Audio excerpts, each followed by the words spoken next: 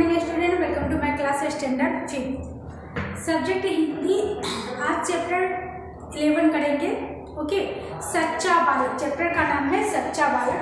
आप text book ले लीजिए, open your text book. 75 page number chapter है, पेज नंबर 75।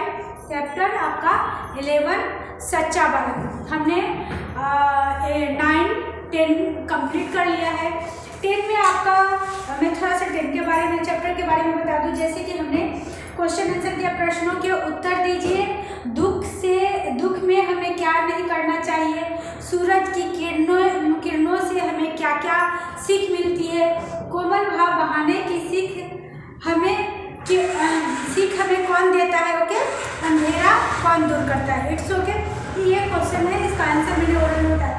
कविता में से निम्नलिखित भावार्थ वाली पंक्तियां ढूंढ कर लिखिए।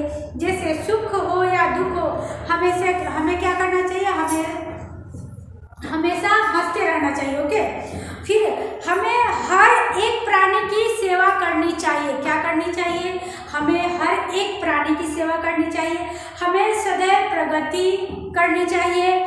हमें सबसे मिलजुल कर रहना चाहिए। इस पंक्तियों का पूरा करना है।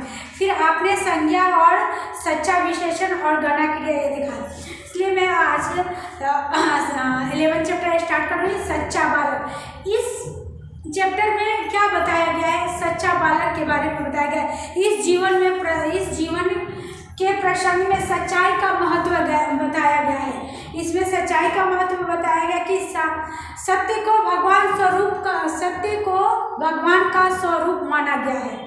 सत्यम शिवम सुंदरम, है ना। तो सत्य को किसका रूप माना गया, भगवान का रूप माना गया है। और इसमें ये बताया गया है, जीवन में चाहे कितनी भी मुश्किलें आए, हमें अपने मनुष्य को अपना आदर्श नहीं छोड़ना चाहिए और हर मुश्किल को डट के सामना करना चाहिए। अगर आप सच्चे मन से कोई भी कार्य करते हैं तो वह अवश्य पूर्ण होगा और उसमें आपको फायदा ही होगा। ऐसा नहीं कि आप अच्छे काम कर रहे हैं और आप ये सोचते हैं कि फलाना तो आदमी ऐसा है तो वो इतना गलत काम करता है, फिर भी उसको इतना बेनिफिट फायदा क्यों होता है। हम इतना सच्चे काम करते हैं, सच्चे मन से काम करते हैं, फिर भी हमें कुछ फल क्यों नहीं मिलता है। तो कहीं ना कहीं हमारे कर्मों का कुछ ऊंच नीच हुआ रहता है। इसलिए हमें सच्चाई, आपने कहानी सुना का सच्चे हमेशा कड़वा होता है ना।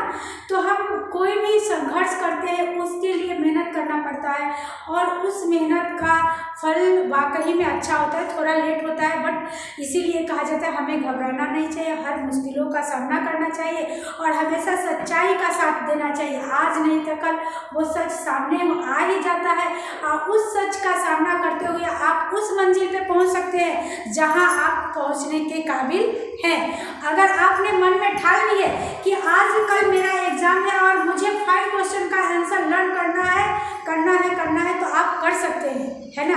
लेकिन आप पहले ही ठान लीजिएगा कल तो एग्जाम है, एक दिन में मैं कैसे कर सकता हूँ, कहाँ से कर सकता, इतना दिन से तो पढ़ाई किया नहीं, ऐसा नहीं हो सकता है। अगर आपने इतना दिन से नहीं किया तो कोई बात नहीं, अगर एक दिन भी अगर सच्चे मन से अच्छा से मन लगाकर 2 घंटा 3 घंटा अपनी कैपेसिटी के अनुसार जितनी घंटा मन लगा के अगर क्वेश्चन लर्न करते हैं तो वो आपको लर्न हो जाता है। लर्न करने के बाद उसको लिखना अवश्य चाहिए ताकि आप भूलें नहीं और आप एग्जाम में अवश्य पास कर सकते हैं। इसलिए कभी भी अपने मन को कमज़ोर नहीं होने देना है।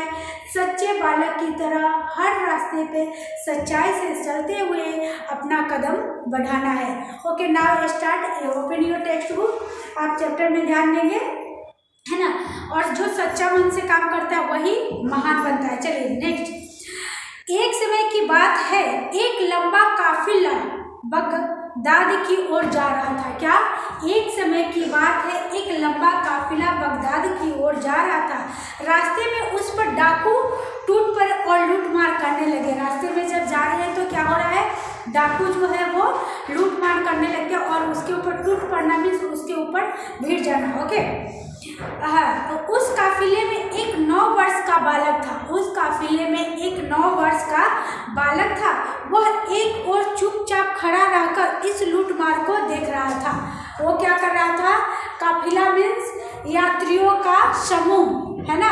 यहाँ आप पूछेंगे काफिला हम किसको बोलते हैं, तो काफिला का अर्थ होता है यात्रियों का समूह। लिखते हैं हम शब्दार्थ में,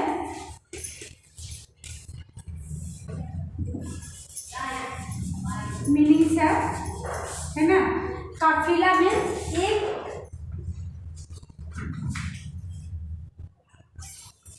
काफिला का अर्थ होता है यात्रियों का समूह, है ना।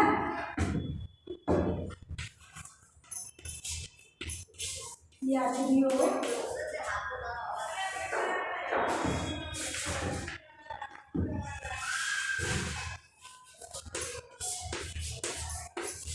समूह, काफिला मीन्स यात्रियों का समूह। ओके, तो हमें क्या करना चाहिए, यात्रियों का समूह। तो उसी में एक कितने वर्ष का बालक था, 9 वर्ष का, 9 ईयर। ओके, वो क्या था, चुपचाप एक तरफ खड़ा था। एक डाकू की नजर उस लड़के पे पड़ी, है ना। लड़के के पास आकर वह डाकू करक कर बोला, तेरे पास कुछ भी है। लड़का, मेरे पास 40 असरफिया है। लड़का ने क्या जवाब दिया, मेरे पास 40 असरफिया। आपने अली बाबा 40 चोर का स्टोरी सुना है या टीवी पे कहीं सीरियल देखा है या नहीं देखा। अगर आप देखेंगे तो उसमें भी आपको बहुत कुछ सीखने को मिलेगा। उस सीरियल में भी आपको ये दिखाएगा कि हमें कैसे समझदारी से काम करना चाहिए और कैसे हर वक्त हर समय अपने मुश्किलों का सामना करना चाहिए। ओके, तो उसने बोला हमारे पास कितने हैं, 40 असरफिया। असरफिया मीन समझते हैं किसको बोलते हैं, असरफिया मीन, हाँ, उसके पास कितने हैं, 40 असरफिया। डाकू चकित होकर बोलता है, क्या कहा, तेरे पास 40 असरफिया है। लड़का, जी हाँ, मेरे पास 40 असरफिया है। डाकू लड़के का हाथ पकड़कर सरदार के पास ले गया। डाकू क्या किया, लड़के का हाथ पकड़ा और सरदार के पास लेके गया। अब उसने अपने सरदार से कहा, यह लड़का अपने पास 40,000 असरफिया बताता है। डाकू ने अपने सरदार से कहा, ये लड़का अपने पास 40,000 असरफिया बताता है। सरदार लड़के से, तेरी असरफिया कहाँ है। सरदार ने लड़के से पूछा, तेरी असरफिया कहाँ है। लड़के ने अपनी सदरी को फाड़ कर उसमें छुपी हुई असरफिया निकाली, है ना। उसने क्या किया, सदरी माने जैकेट। सदरी मीन्स क्या होता है, यहाँ आपको लिख देती हूँ, सदरी को फाड़ कर, सदरी, है ना। सदरी मीन्स जैकेट,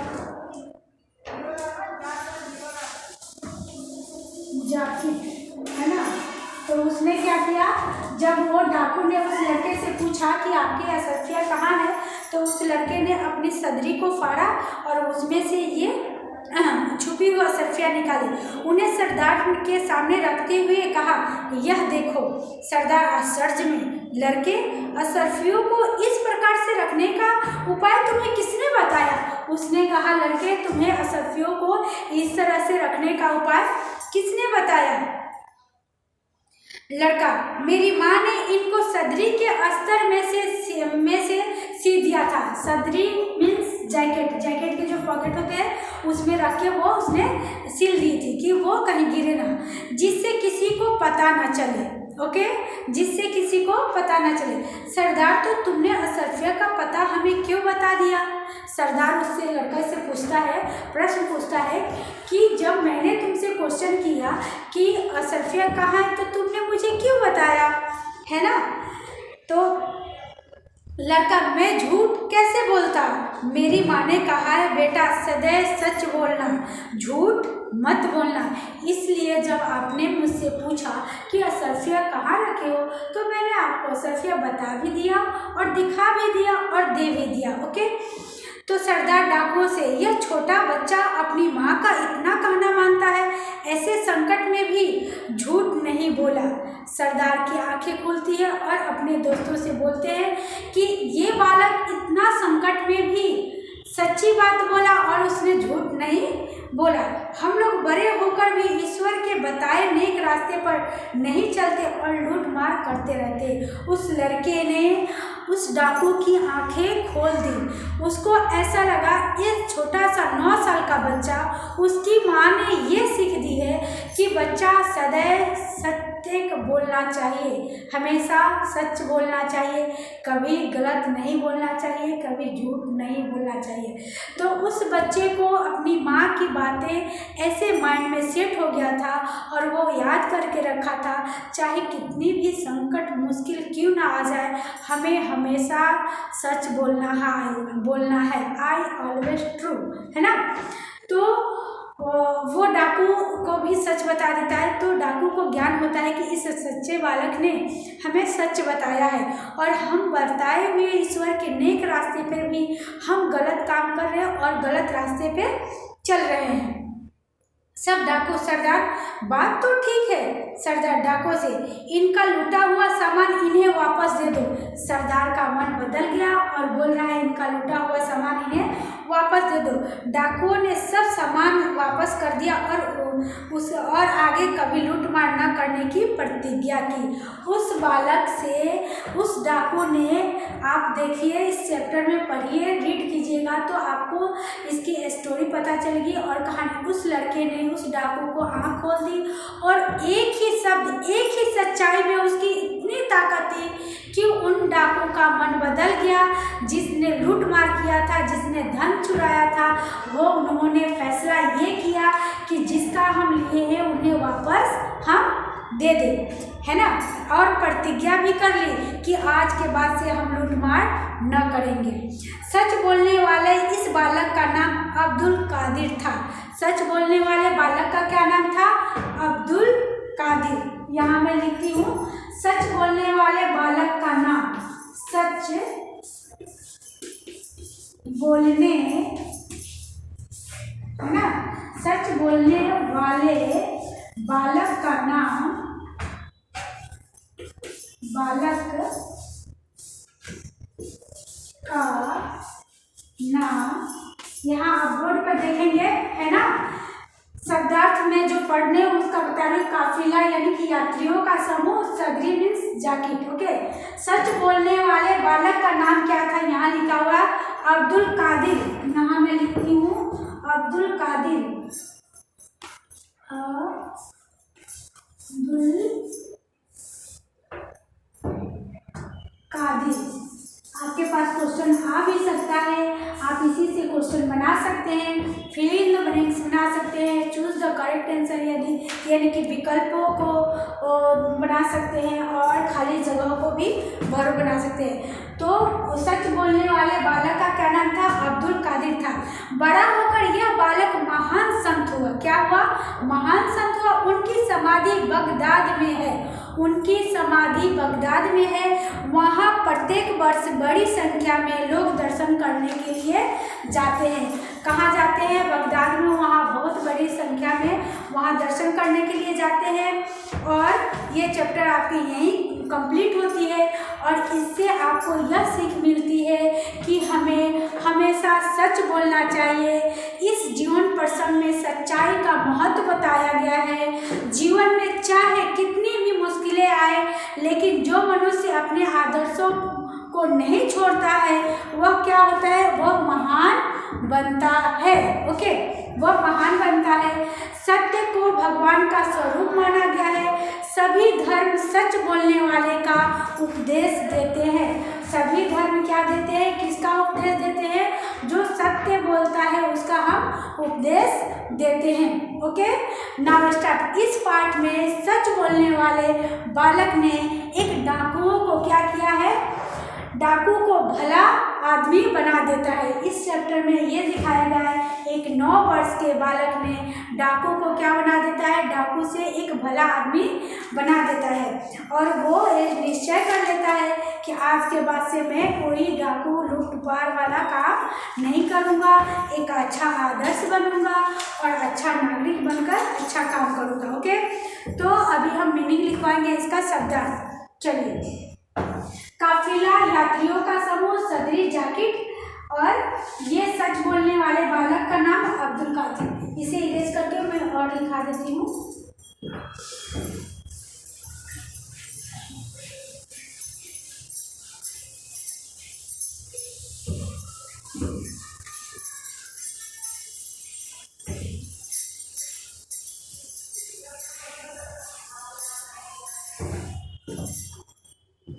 देखिए,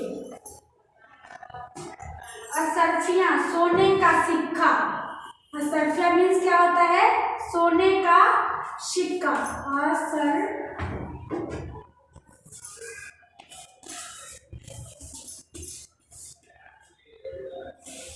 असरफिया सोने के सिक्के।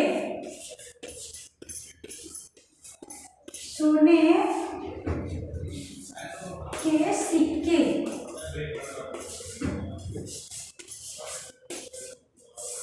आपको दिख रहा है या नहीं दिख रहा है, मैं बोल रही हूँ, आप उससे भी पढ़ सकते हैं। असरफिया मीन्स सोने के सिक्के। असरफिया का अर्थ होता है सोने के सिक्के। इसके पहले मैंने लिखवाया था काफिला, यात्रियों का समूह, है ना। फिर सदरी, जैकेट। उसके बाद देखिए वापस करना। वापस करना, वापस करना। ओके, वापस करना मीन्स लौटाना। क्या लिखेंगे हम यहाँ? लौटाना, लौटाना।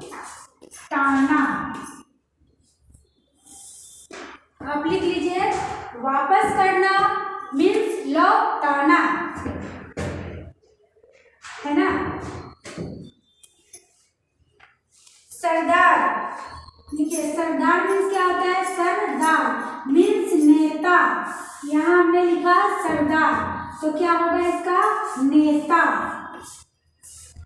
सरदार मीन्स नेता। ओके, आगे लिखेंगे अस्तर। लिखिए अस्तर, अस्तर लिखा आपने, अस्तर। ओके, सीले कपड़े के भीतर की तह। अस्तर को क्या बोलेंगे? सीले कपड़े के भीतर की तह को अस्तर बोलते हैं। लिखिए यहाँ सीले, सीले कपड़े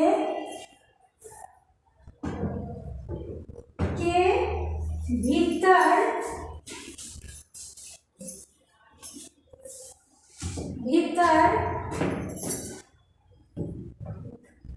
की तह,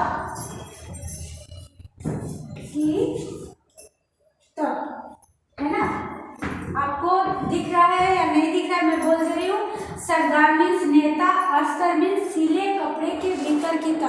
जैसे कि आपने घर में अपने घर पे देखा होगा, कवर सिलते हैं या कोई सूट कपड़ा कोई भी सिलवाते हैं तो वो पतला होता है ना कपड़ा। तो पतला कपड़ा सिलवाएंगे, जैसे एज फॉर एग्जाम्पल ये कपड़ा है ना, सपोर्ट है, तो ये पतला है तो इधर से दिखता है, तो हम उसे नहीं दिखे इसके अंदर, इसलिए हम पीछे अस्तर लगाते हैं, उसको हम अस्तर बोलते हैं। एक और कपड़ा आता है अस्तर के लिए, कपड़ा ऑलरेडी मार्केट में मिलता है, तो उसके पीछे लगाकर फिर हम सिलाई करते हैं, तो वो हम कपड़ा जो पहनते हैं वो सूटेबल लगता है, देखने में भी अच्छा लगता है और मोटा लगता है, पतला नहीं, उसी को हम अस्तर बोलते हैं। ओके, आप अपने घर में मम्मी से पूछ सकते हैं, दीदी से पूछ सकते हैं, वो आपको अच्छी तरह से समझा देंगे।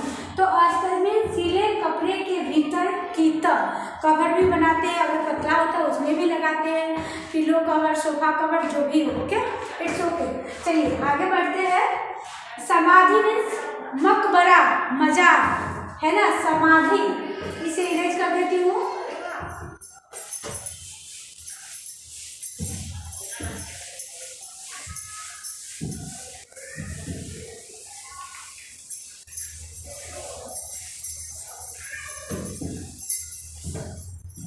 समाधि, समाधि, समाधि मीन्स मकबरा,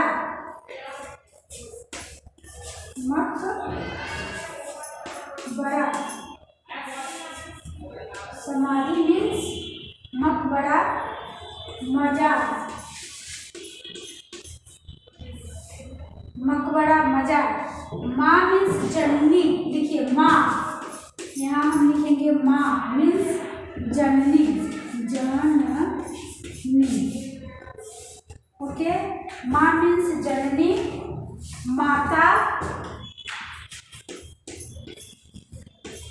माता, है ना। सदैव मीन्स हमेशा, लिखिए सदैव, सदैव मीन्स हमेशा, हमेशा, सदैव मीन्स हमेशा। सर्वदा मीन्स नेक, सर्वदा, सर्वदा मीन्स नेक, सर्वदा मीन्स नेक, नहीं सॉरी, सदैव हमेशा यानी कि सर्वदा, हमेशा मीन्स सर्वदा बोलता।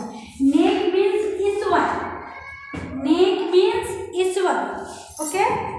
हम क्या लिखेंगे यहाँ, नेक मीन्स, नेक मीन्स ईश्वर, यहाँ लिखिए नेक,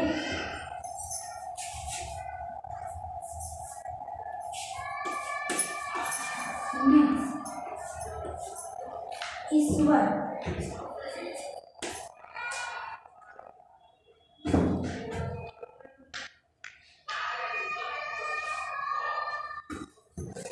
प्रभु मीन्स ईश्वर, मालिक, है ना। और नेक मीन्स ईमानदार, जैसे कि जो ईमानदारी से काम करता है उसे नेक बोलते हैं, है ना। तो नेक मीन्स ईमानदार, ईमानदार, देखिए नेक मीन्स ईमानदार। ईश्वर मीन्स भगवान या प्रभु, यहाँ हम लिखेंगे ईश्वर, ईश्वर मीन्स भगवान या प्रभु, लिखिए भगवान, है ना, दिख रहा है प्रभु। मैं एक बार फिर से मीनिंग रिपीट करती हूँ।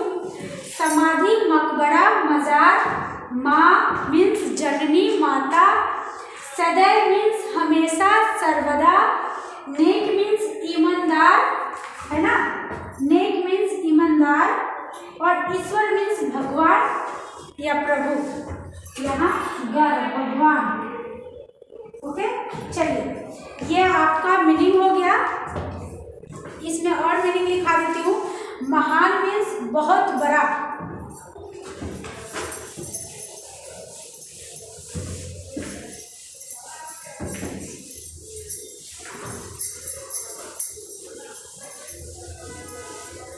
महान मीन्स बहुत बड़ा, लिखिए महान,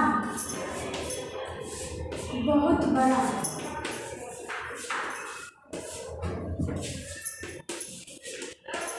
बहुत बड़ा। संत, यहाँ क्या लिखेंगे, संत, संत मीन्स महात्मा, साधु, महात्मा या साधु, है ना, महात्मा या साधु, ओके।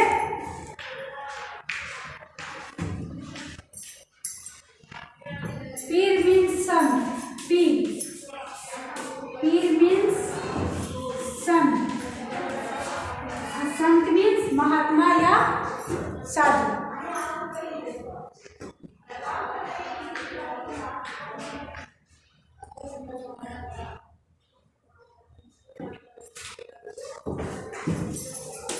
आश्चर्य,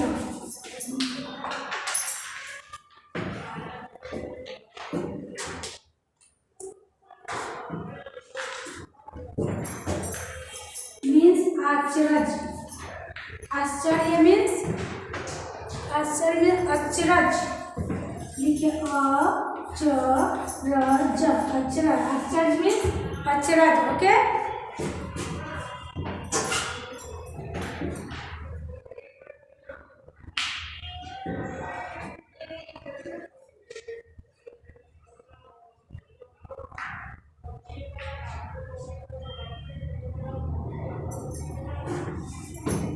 प्रतिज्ञा मीन्स कसम खाना। क्या किया था डाकू ने, प्रतिज्ञा लिया था, कसम खा लिया था कि अब मैं डाकू का काम नहीं करूँगा और हमेशा सच्चाई के रास्ते पे चलूँगा। तो ये आपका ये मीनिंग हो गया, एक्सप्लेन कर दी। आपका होमवर्क है, आपको इस चैप्टर को अच्छी तरह से रीड करना है, इसका मीनिंग लर्न करना है। ओके, होमवर्क में आपको आएगा चैप्टर 11 रीड, ओके, और मीनिंग, राइट मीनिंग